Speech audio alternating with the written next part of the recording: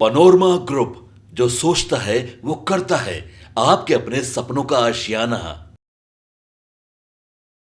नमस्कार, भारत लाइव देख रहे हैं आप। सारण से जीते राजीव प्रताप रूरी। बता दें कि उनके मुकाबले में रोहिणी आचार्य खड़ी थी, हालांकि रोहिणी आचार्य हार गई और राजीव प्रताप रूरी ने वहां से जीत हासिल कर ली। लेकिन अब राजीव प्रताप रूरी सदन में गरजते हुए नजर दिखाई दे रहे हैं। आपको हमने दिखाया था पिछले कुछ वीडियो में कि किस तरीके से राजीव प्रताप रूरी जो है सदन में आवाज उठाते दिखते हैं, तमाम चीजों के बारे में वो आवाज उठाते दिखते हैं। वो भी हमने आपको बताया था कि एक बार किस तरीके से राजीव प्रताप रूरी पटना एयरपोर्ट पर पायलट के ड्रेस में पहुंच गए थे। हालांकि वो पायलट हैं और जिस तरीके से वो पटना एयरपोर्ट पर पायलट की ड्रेस में पहुंचे थे, वो सुर्खियां बटोरते फिर नजर आए थे। बता दें कि अब पायलट के एग्जाम को लेकर राजीव प्रताप रूरी सदन में आवाज उठाते दिख रहे हैं। बता दें कि पायलटों के लिए रेडियो टेलीफोनी परीक्षा पूरी तरह से डीजीसीए को सौंप कर ऐतिहासिक निर्णय लिया गया है। अब राजीव प्रताप रूरी जो है इस पे कहे कि पायलट बनने के लिए कुछ एग्जाम देने पड़ते थे और तमाम चीजें पायलट को लेकर राजीव प्रताप रूरी अब सदन में गरजते हुए दिख रहे हैं। क्या कुछ कह रहे हैं राजीव प्रताप रूरी, आप खुद चल के सुनिए। आज एक बहुत बड़ा निर्णय, और ये निर्णय आज से नहीं प्रयत्नशील थे, ये निर्णय 30 वर्षों से कोशिश किया जा रहा है। मैं आभार व्यक्त करना चाहूंगा मंत्री जी का और प्रधानमंत्री जी का, जिनको हम लोगों ने बताया था। आज भारत में पायलटों के साथ जो आज कितने पायलट हैं भारत में, लगभग 22 से 23 हजार भारत में लाइसेंस मिले हैं। एक मैं भी हूं उसमें, थोड़ा मुझे भी है, वो भी अलग कहानी है। लेकिन 22-23 हजार पायलट भारत में हैं और उनको एक परीक्षा देना पड़ता था। परीक्षा तो डीजीसीए कराता है, लेकिन जो 1934 का एक्ट था उसमें एक काम मिनिस्ट्री ऑफ टेलीकॉम को दे दिया। अब सिविल एविएशन से मिनिस्ट्री ऑफ टेलीकॉम का क्या लेना देना है।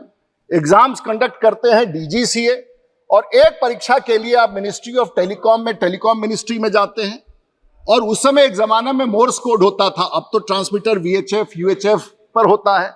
लेकिन परीक्षा लेता था, उसका एक पेपर का परीक्षा लेता था मिनिस्ट्री ऑफ टेलीकॉम। और वो बच्चे अपना इम्तिहान छोड़ करके मिनिस्ट्री ऑफ टेलीकॉम के बारे में, वो भी हमारी सरकार का अंग था और हमेशा संकट उत्पन्न होता था परीक्षा लेने के क्रम में, और वो थोड़ा सा माहौल उसमें खराब हो चुका था और डीजीसीए भी चाहता था। आज आपने देश के आने वाले भविष्य में और नौजवानों के लिए एक ऐतिहासिक निर्णय, जो कप्तान बनना चाहता है, जो आरटी का एग्जाम लेना चाहता है, अब उसे मिनिस्ट्री ऑफ टेलीकॉम में नहीं जाना पड़ेगा। वो इसी मंत्रालय के अधीन डीजीसीए के माध्यम से वो परीक्षा देगा। और आने वाले पीढ़ी के लिए आपने बहुत बड़ा निर्णय लिया है। और मुझे भी याद है, मैं भी जब परीक्षा देने गया था तो मुझे पता नहीं किसी कोने में एक छोटे से सेंटर में बैठा के मैंने आरटी का परीक्षा दिया था। वो कतई सही नहीं दिखा, लेकिन 40-50 वर्षों से, और आज पूरे भारत के जितने पायलट ये बात सुन रहे होंगे, सरकार को और प्रधानमंत्री जी को बार बार धन्यवाद देंगे कि आने वाले पीढ़ी को आपने इन बच्चों को आरटी कम्युनिकेशन का जो परीक्षा था डीजीसीए को पूरी तौर से सौंप करके देश का एक बहुत बड़ा ऐतिहासिक तकनीकी निर्णय लिया है, जो शायद कोई नहीं समझ पा रहा था। और इसके लिए देश के प्रधानमंत्री को मैं दूं।